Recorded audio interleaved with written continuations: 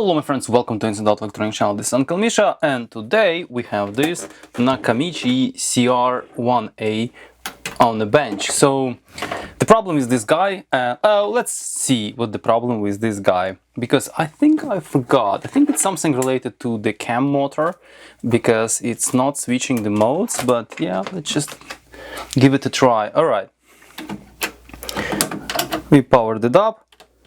We try to play, does nothing. Eject. It completely does nothing. Okay, let me get the cassette of some kind. Just anything pretty much would do. What is this? AC, DC. Okay, when I put the cassette in, it's kind of kicked. Yeah. It's blinking. I never seen this before actually. You see this? Oh, not anymore.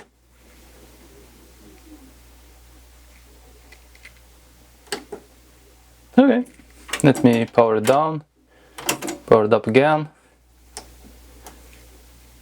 Press play.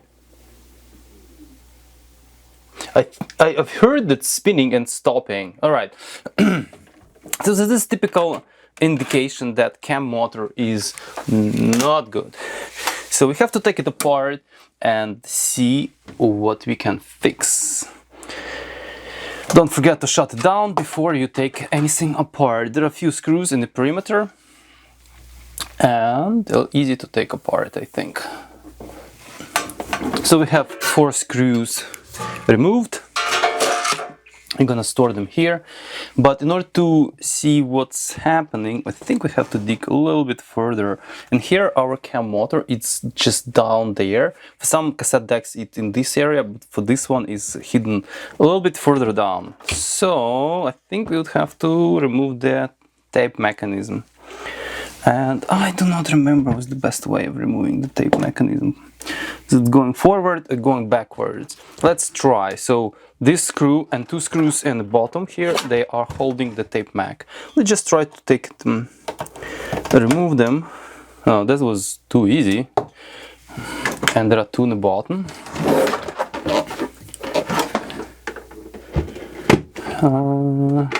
I think those 2.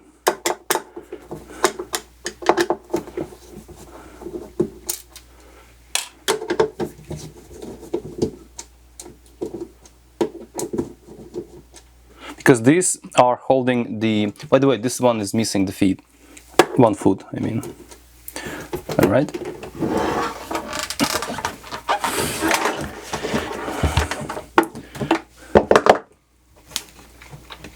Okay, we need to remove also the door. Yes, it's kind of sliding backwards, but stopping. Why? Because of the counterbelt. We have to make sure our counterbelt is removed. It will get removed, I guess, automatically.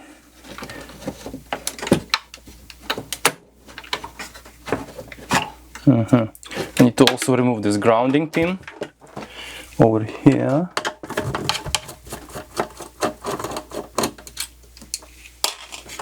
Alright, this is removed.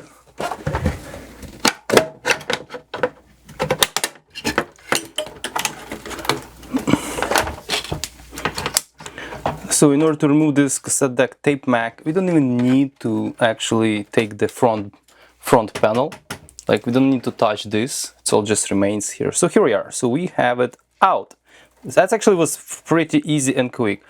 There are some connectors we can disconnect, but what we can even disconnect heads.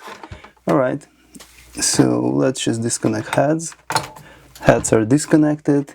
Erase head is here. It's gonna be disconnected. What is that?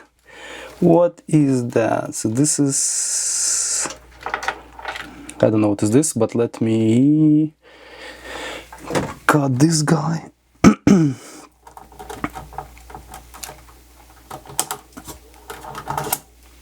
And disconnect that. Hope just one.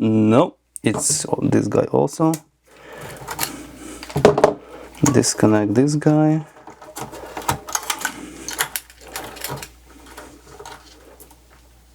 Okay, and all these motor controls gonna be disconnected.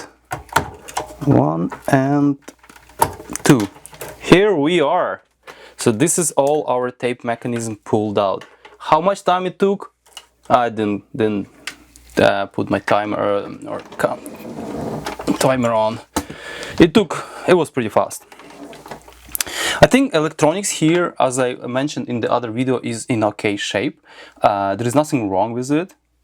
So we're not going to be touching it at the moment because we don't know if the tape mech is working. So our first goal is to make sure tape mechanism is good. Alright, so that's why we're going to put cassette deck to the side. And we will look here. Technically, we can apply some small voltage to the cam motor, but we have to be very careful with that because we can mess it up. We can mess it up the whole... Okay, I'm just checking how freely the tape elevation, the head elevation moving. It's actually pretty nice and good. Yeah. So this is not a problem. So clearly there is something with our cam motor. So in order to remove cam motor, we have to remove this, because for some reason they decided to put screws underneath this bracket. Alright, so yeah, there is no other way but.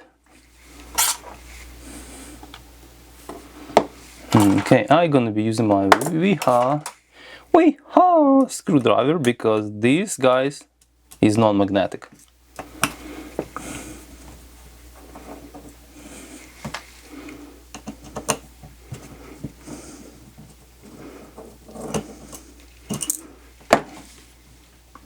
Okay, it looks like we need to remove the beauty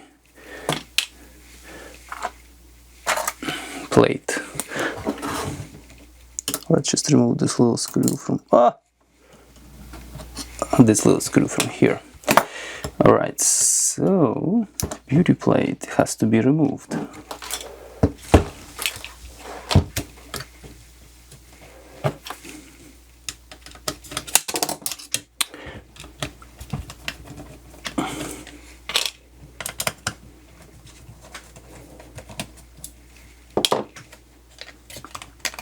Nice and easy, and this is the illumination, which is very nice. I like illuminated beauty plate. Oh, look at that! You see this? It's geared CR-1A. This is very, very, very important. Much lower maintenance required for this guy. I do have a set of belts for this gentleman, but let me see. So it looks like we need to unscrew this guy because I don't know the other way to actually get into it.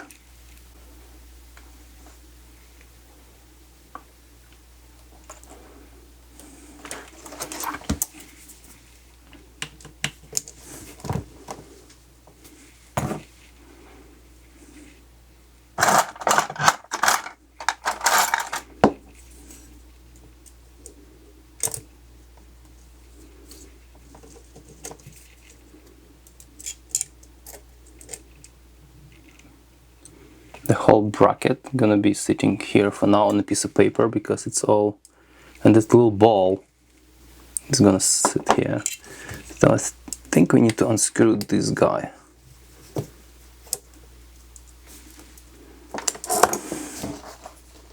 Here we are. Okay, and not just over yet, so we need to unscrew this guy too.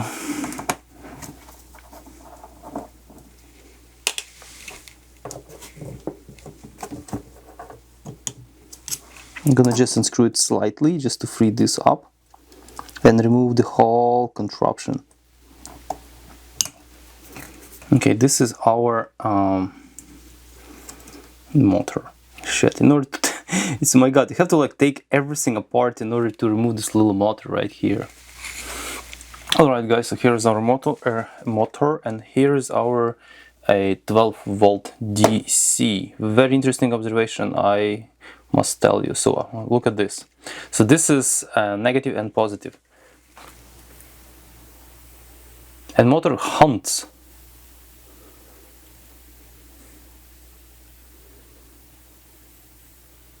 it hunts, it's like something kind of jerks inside, but when I switch the polarity, it goes fine. But when I put it backwards, it's like jerks. Accelerate and decelerate. Yeah, looks like we have to actually dig in.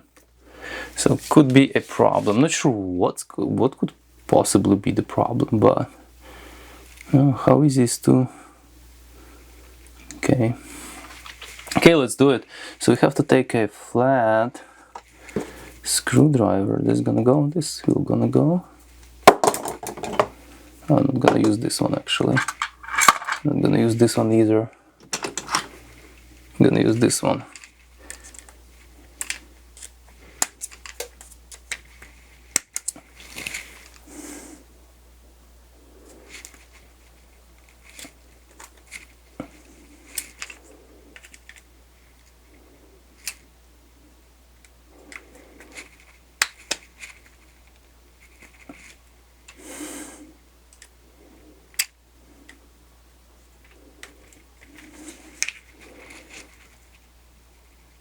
So we have to like, there are two leaves of a sword which are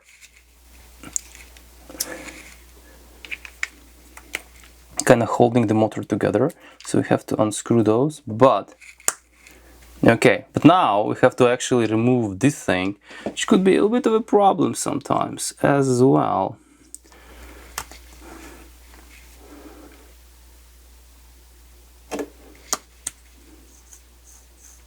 Let me try to run it again while it's like a little bit loose. Let me see what's gonna happen. Because potentially it could be just so now it runs fine. Okay, let me put it back in. Maybe it needs lubrication.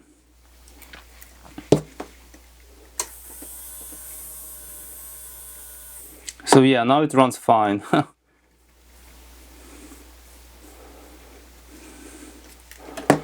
So something was stiff inside and I'm not sure what was it. Yeah, I don't want to like take it apart because first of all I have to, the brushes, it's problem number one. Okay, the brushes, so you have to really be really careful because you cannot just yank this one because the brushes are around the rotor and you can damage them. So you have to pull everything out, spread the brushes and remove them. So you cannot just like yank this lid because you're gonna damage the brushes. That's very important. Sometimes this is very hard to get to remove. You can break it. If you break this, it's game over. So that's why if you can try to fix the thing without removing this and removing this, like add lubrication, maybe some cleaner, that's it's a good way of starting. If it's not gonna help, you have to dig further. So for now, let's try to do some cleaning and lubrication. Okay, so after a bit of a cleaning, I think we have much nicer spinning action going on here. So let's just turn on our power supply and try again to spin this thing in both directions.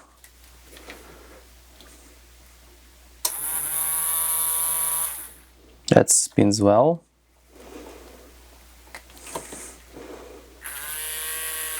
And that spins well as well. All right. I think at this stage we can actually put it back together. First, we have to install the motor. Okay, keep in mind that's going to be installed like this.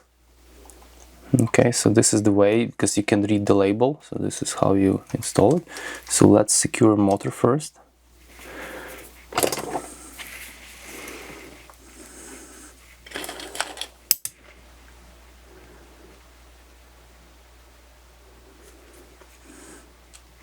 So these tiny screws are for the motor.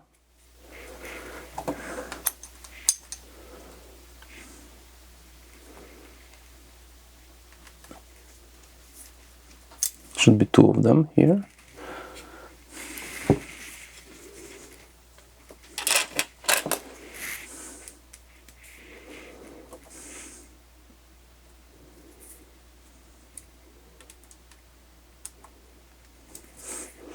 I'm not sure if you have to like tighten it, but like I'm just gonna hand tighten it to the reasonable amount of force.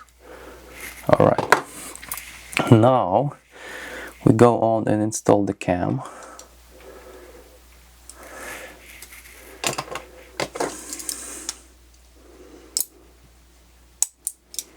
Perfect. Obviously now it's not going to be spinny because we need to we can also apply some voltage and see how that's going to work. Let's say, yeah, that's correct.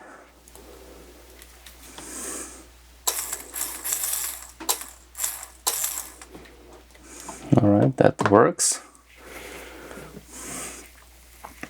Now we have to install this all back into the chassis. Have to watch not to have any wires pinched or anything like that. Carefully.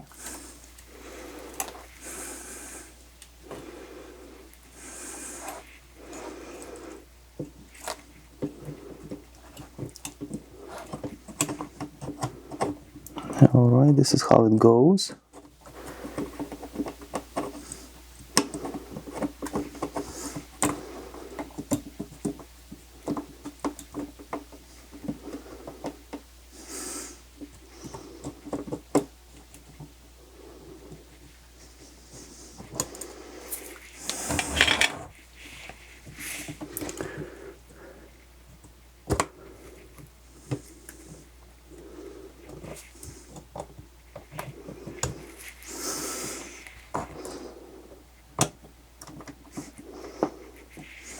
Okay, so I would recommend probably secure it over here first and then on the bottom, otherwise it's gonna just fall out again.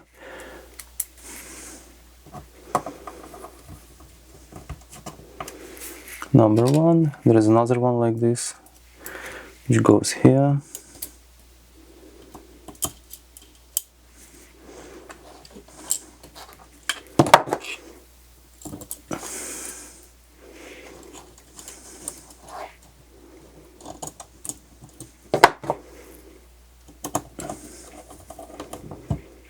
Okay, and another one over here, have to tighten it. And another one like this right here.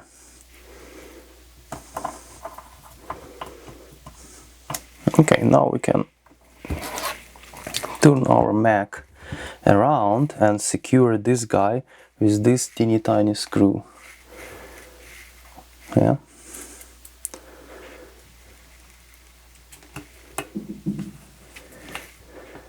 Now we have to take our plate and install it.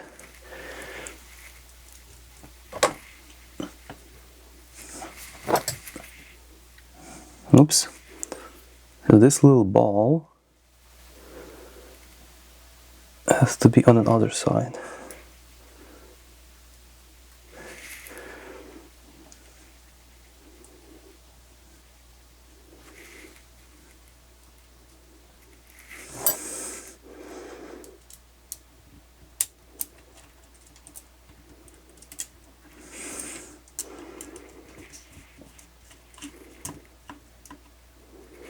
Make sure the little ball is in the right position, which is very critically important. For that, I think I can try something like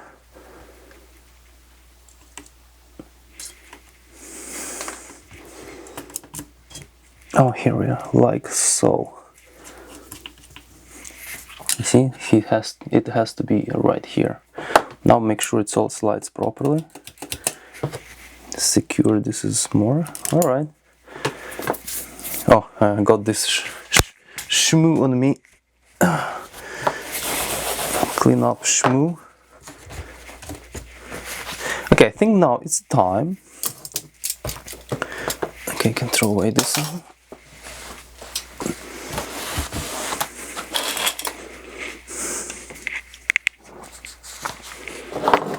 Now we can put this to the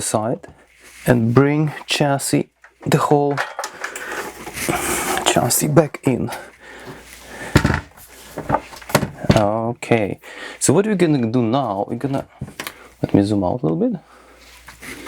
We're gonna connect the tape mech, all right, to the driver and see if we can operate everything now properly. This is a very important part. Before you assemble everything else, you have to make sure we didn't broke anything.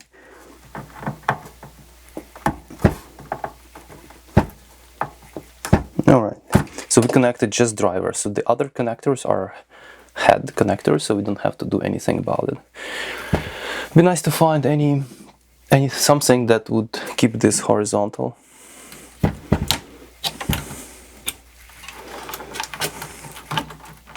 Okay, so here is our tape mech. Unfortunately, it's just standing like this. Good for me because I'm looking this way, but hard. Oh, maybe I can do this way. Alright, oh, it's falling down. But we still can operate it. Okay, let's just power it up and see what's gonna happen. Okay, our button controls are here. Let's power the...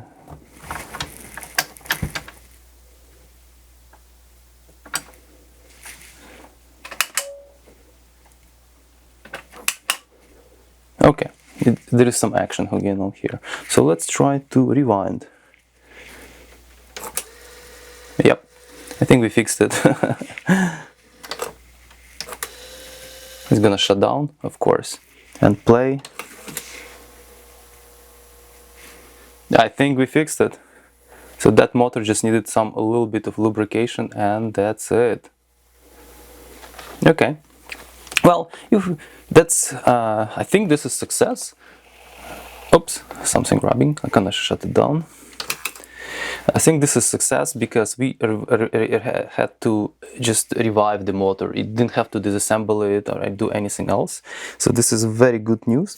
So now what I would like to do, I would like to clean up all tape mech before I assemble it together. Alright, as far as cleaning goes, I think we have to just clean up the tape path, and now we have a really good access to everything, pretty much everything. Give some isopropanol on head. It was pretty clean before even me going here. You can try also to take a photo of the head just for reference, to see in what kind of shape the head is. So I'm just cleaning the erase head now. Yeah, look at this. It's almost nothing in it. Okay, the pinch roller.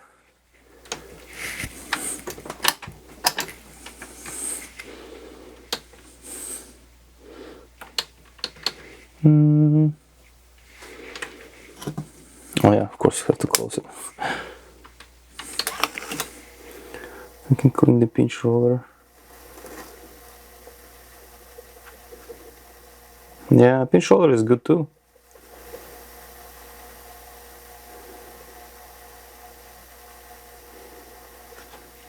It's as, I don't want to say it's as good as new, but like it's really clean in comparison to other tape decks I ever repaired or cleaned up. That was horrible.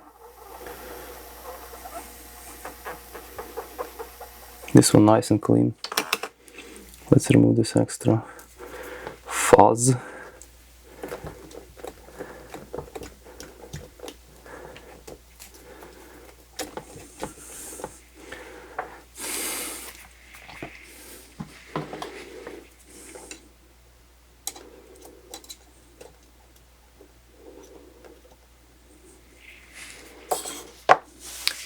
Yep, so this is super clean and super easy to clean. So now there is a moment I have to decide if I'm gonna go and replace the belt and do any other maintenance. For example, you can actually, when you're gonna replace the belt, you can just pull out your flywheel and lubricate the shaft. But I don't think I want to do that because belt looks actually in really good condition. Yeah, why would I bother? I don't know. Yeah. Well, I have to, put it. I think I have to put it together, and You know what, I'm not gonna put it together. I'm gonna just leave it like it is, connect the heads and measure the speed and speed variation, and based on that I'm gonna decide if I need to replace the belt or not, because I think I do have a replacement belt for this guy. Let me do that. Also, I have decided to install the beauty plate. Okay, this is supposed to be here, and beauty plate goes super easy to install while it's off.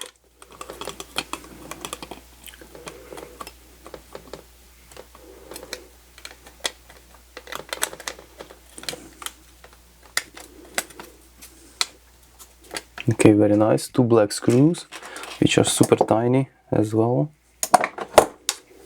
Okay, here we are. Beauty plate is back on. So now let me install the, let's shut down everything.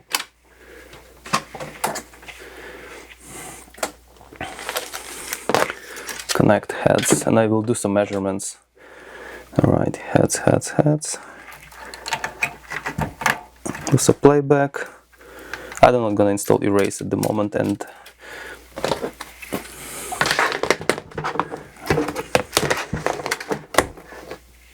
okay, so this one erase head, and this one is cassette compartment light, so it's not gonna use it as well. So okay, so this is what we have. Well, before we actually attempt anything, let's see if this thing produces any sound. So this is our favorite cassette test cassette, Garavi Sokak, and let's just put it in.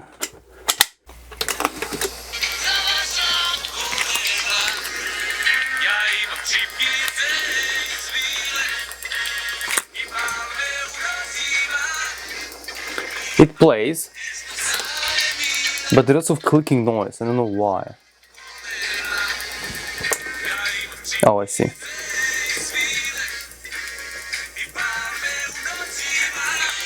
I don't hear it. Yeah, it's clicking noises. I don't know what this is about. Maybe it has to be grounded properly. Maybe that's why.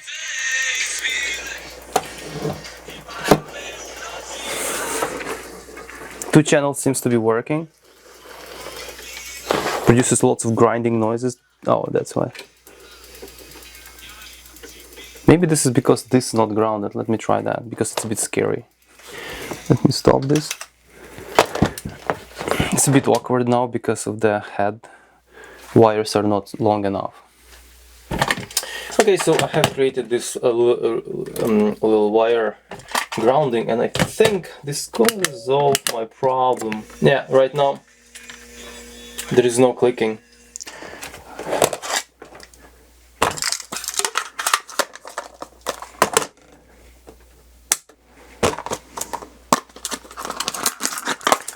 This is the speed calibration from duplication.ca. Let's do this. Obviously this is not full track or anything even close to that. Just hope it's not gonna impede anything, these wires. Millivolt, let's see first what's gonna happen here.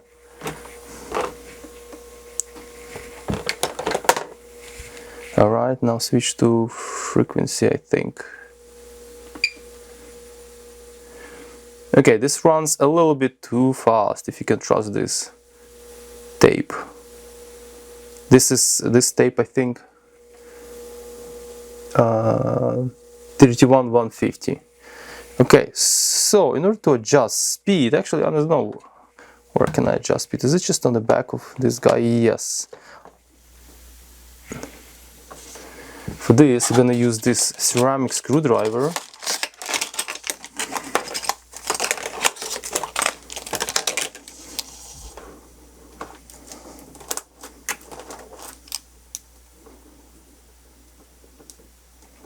There is a little hole in the back here.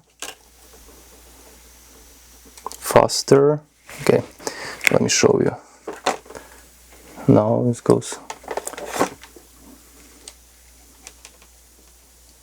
Wow, it's very twitchy.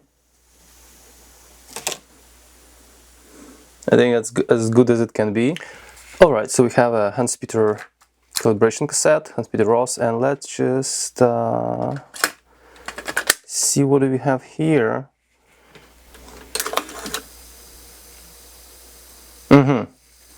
This one is better, but probably now we have to dial it back slightly. Okay, so looks like, oh, here we are. It's like jumping. It's very twitchy. This potentiometer is like, oh my god.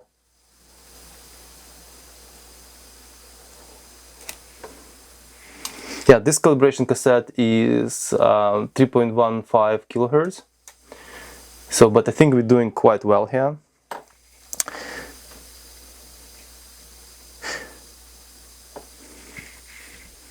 So next step would be to check valve and flutter.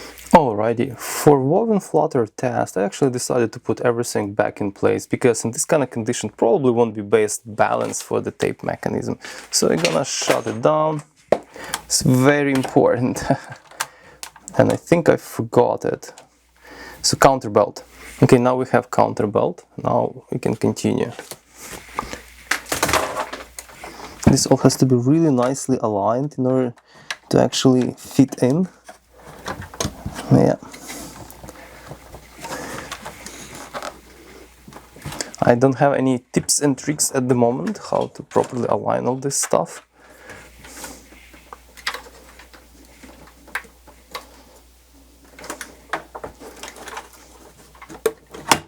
But it's actually quite easy.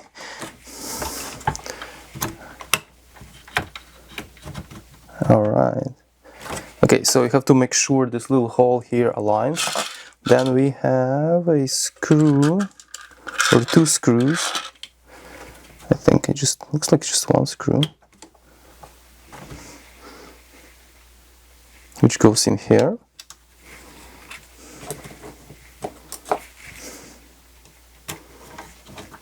So this is gonna help us to have this tape mech in place. Then we have this grounding is super important.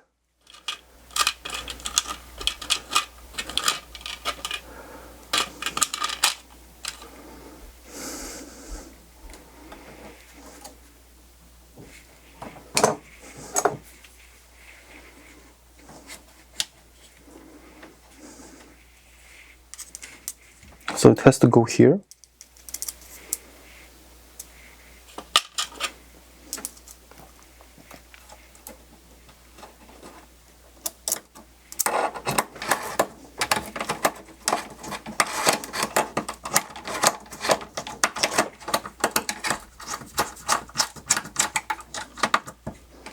Alright, grounding is very important. And now we have two screws at the bottom. Okay, one, in my case, one screw did not came out, so it's still here. So we have to just secure it, while providing the whole tape mech would align. Yep, lucky me, did align. So another screw like this goes another hole here.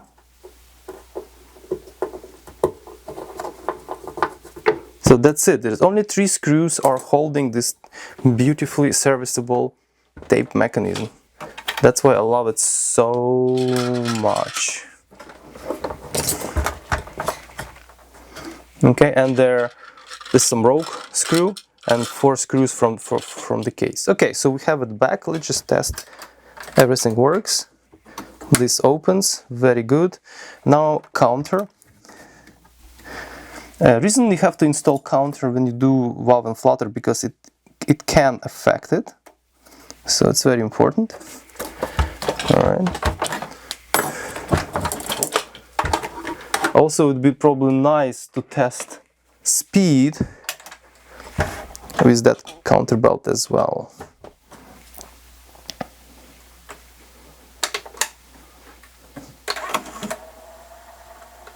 Okay, counter works.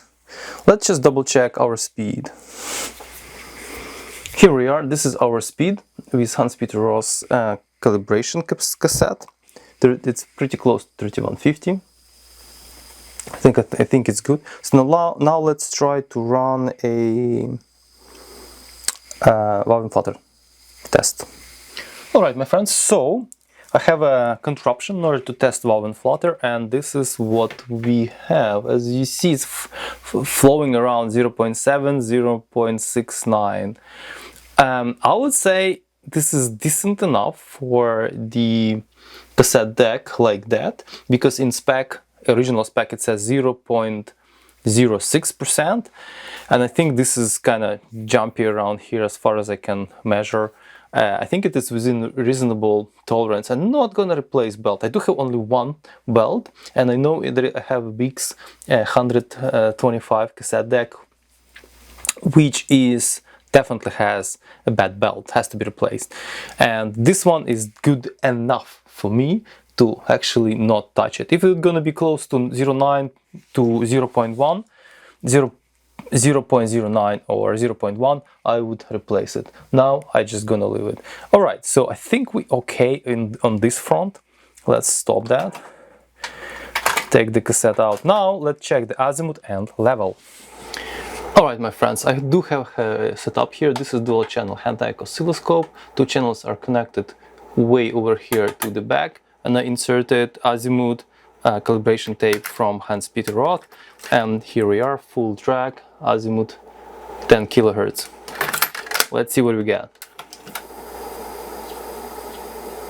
Well, it doesn't look like a good azimuth to me, but unfortunately, I just looking straight in the over here, and looks like the head was actually glued, so no one actually touched it, so azimuth was not adjusted.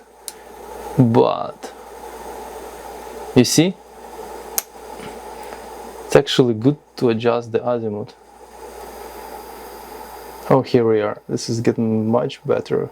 Yeah, I was wrong actually. It looked like it was not touched already. So now we have perfect azimuth. That's great. Stop. Eject. So azimuth is great. Let's switch our guy into the white time mode and see the level. Alrighty, so let's do level. Here we are. So we have 520 millivolt and online out, and over here we have good level. So I don't think we need to do anything with the level because it's just good. Alright, so this calibration cassette shows good results, and here it shows good results as well. I think this cassette deck is actually in good shape. We obviously gonna run also but that I need some special software. The last test for me would be to run a frequency response, but that would require a preparation and a specific software. But I think I'll do it off the camera, because I mean it would be intense, so that's require using the digital analog discovery that I have and run some frequency sweeps. Yeah, and I usually use the... I'm just curious, if this capacitor was actually replaced or this is original. It's a Nippon Chemicon and the other ones are something else. So potentially, sorry, just stopped. Stop talking, like just like that. Let me shut it down while I'm poking around.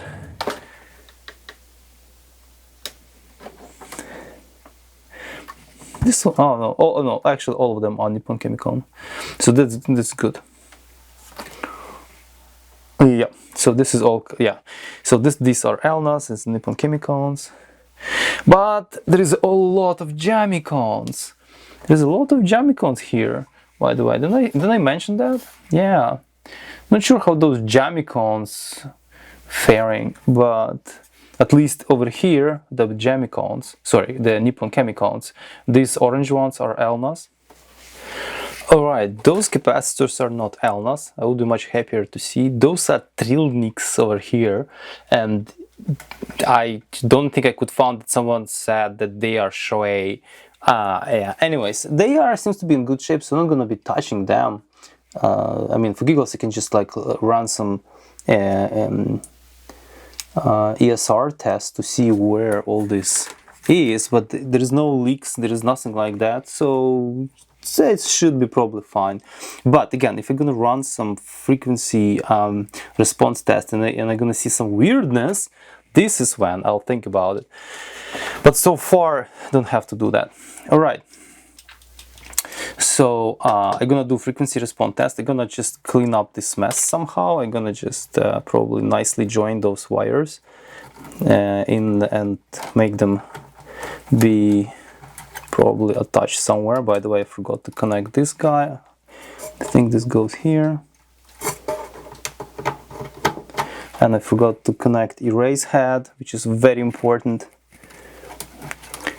Because of the bias oscillator will not work without erase head properly, so we have to connect. How would I connect it? We have to connect it right here.